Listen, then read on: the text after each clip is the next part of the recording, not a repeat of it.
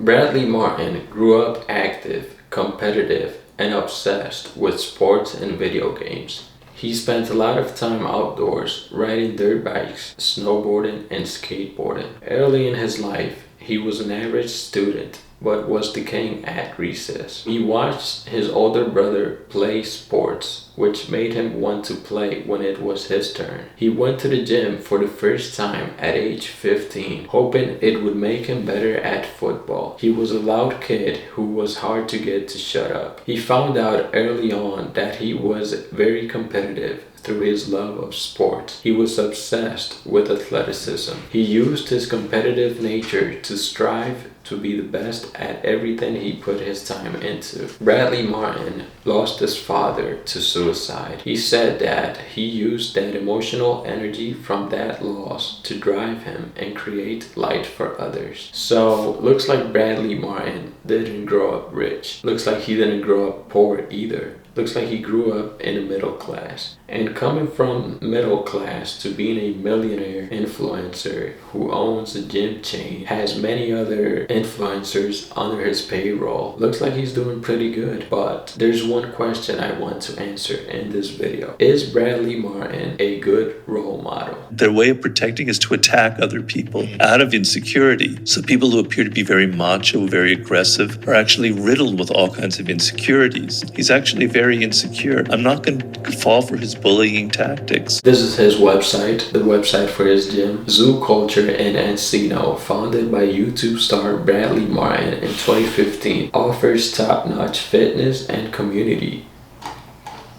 And this is what the gym looks like. This is where he makes, videos. This is where he made that video of him slapping that kid. Weak ass arms. I can hear it.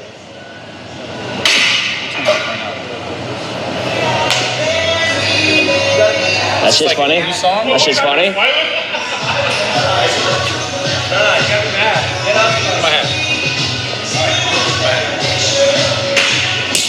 me my fucking hat. Damn, actually. Oh shit. Oh, I didn't know that was bad. My bad, Brad. Like actually. No, actually. Put the camera down. Damn. Welcome to Zoo Culture, where fitness meets community. Founded in 2015 by renowned YouTube personality, professional bodybuilder Bradley Martyn, Zoo Culture in Encino is more than just a gym. It's a vibrant fitness community with state-of-the-art equipment and an energizing atmosphere. We cater to everyone from beginners to seasoned athletes. At Zoo Culture, we're dedicated to transforming your workout experience and helping you achieve your fitness goals. Join us and become part of a passionate community that strives on pushing boundaries and celebrating success together. I doubt that's true, honestly, because, this is a steroid gym. This is not Planet Fitness where everybody, can go, even steroid heads. Somebody like me, I wouldn't feel comfortable at a gym like this. Not because I'm super small or super weak, but because this is just a steroid gym, it's a steroid head gym. And then you have Bradley Martyn's influencers coming in and out, making videos all the time about just stupid shit.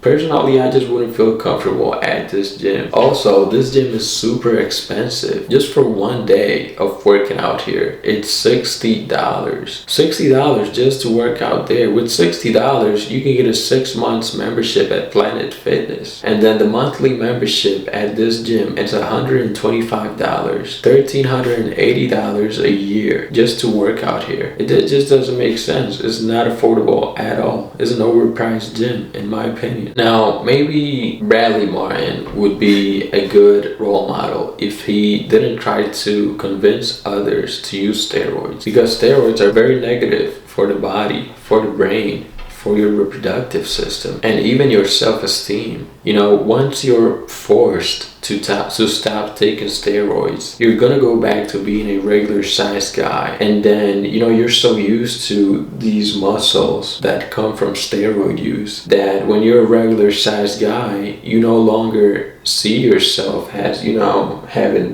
this edge that you have over everybody else. And not only that, you also have a bunch of health problems, because everybody that uses steroids at some point they are forced to stop using steroids. It could either be liver problems, cancer, heart disease, reproductive system issues, brain problems. These are all side effects of using steroids. And here I have a clip of Bradley Martyn actually trying to convince somebody that's not using steroids to use steroids. Would you ever take steroids?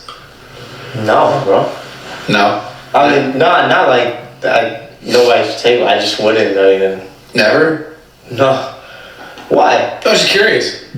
No, I'm not like selling you anything. I'm just like curious. Are you selling me steroids? I'm not telling you anything. I'm curious if you would ever do There it. you go, guys. I guess Steve was right. Steve's not right. 100% not right. No, I probably would never take steroids.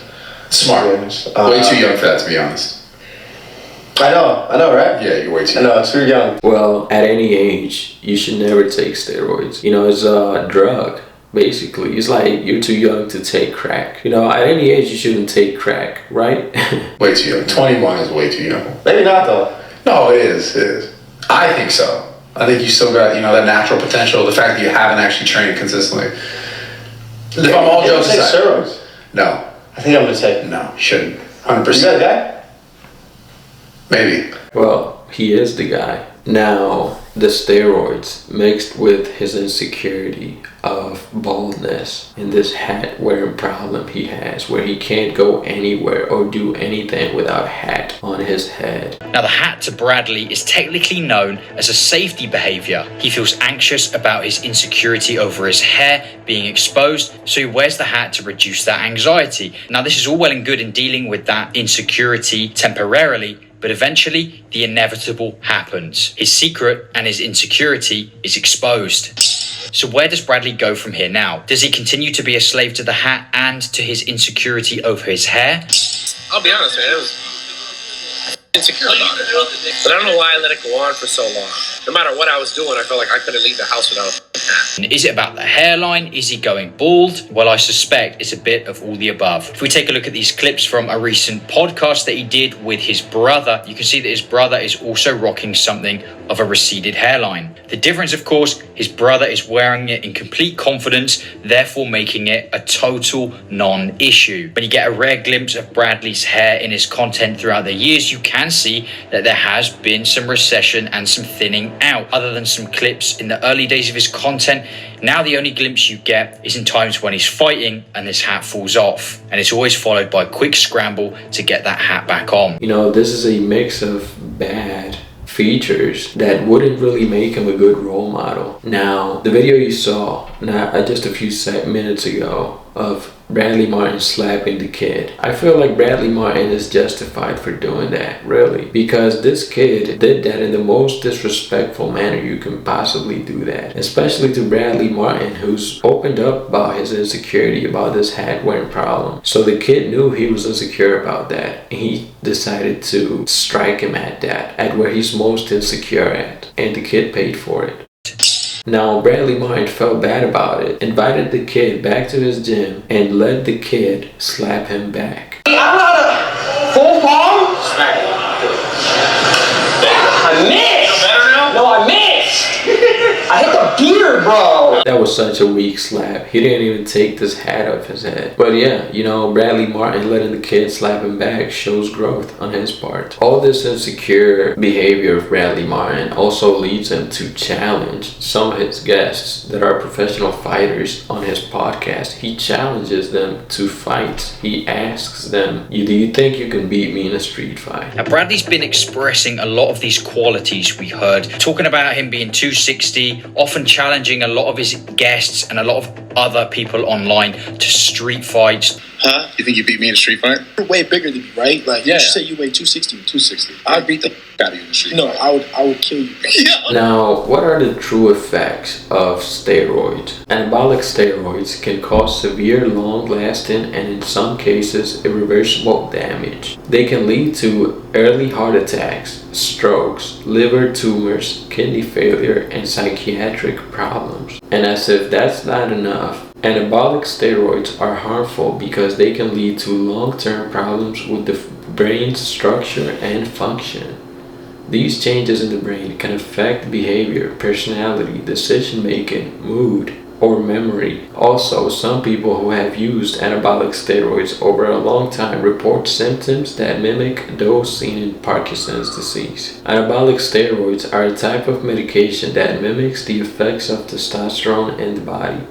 They are often used illegally to improve athletic performance or physique and can be extremely harmful to users' health. In my opinion, anybody that uses steroids is not a good role model. They just can't be by default just because they use steroids. It's like saying somebody that uses crack is a good role model. They're not. In my opinion, only somebody who's natural at the fitness industry can be considered a good role model. Do steroids shrink your Thing? Your balls though, for sure. your balls? Yeah. How much would you say is circumference? I don't even know, to be honest. Diameter of the thing. Before and after. Actually, to be honest, I bet you, honestly, I think I can say this actually truthfully. It makes your dick probably bigger because of blood flow. You're encouraging people to take steroids. Do steroids increase the size of your penis because of blood flow, like Bradley Martyn's claims they do? It says here, many men may experience testicle and penis shrinkage, reduced sperm count, and erectile dysfunction or impotence. So no, Bradley, steroids actually do cause your penis to be smaller, cause your testicles to be smaller, causes you to lose your sperm count and have erectile dysfunction, meaning no blood flow, meaning you can't get it hard. So, all this insecurity, first the baldness, the hat wearing, the steroid use, these are all insecurities that, do not come from a good role model. And also the lying. He's publicly lying about these things, convincing other guys that are not on steroids to take steroids. In my opinion, these are not qualities of a good role model. They're just not,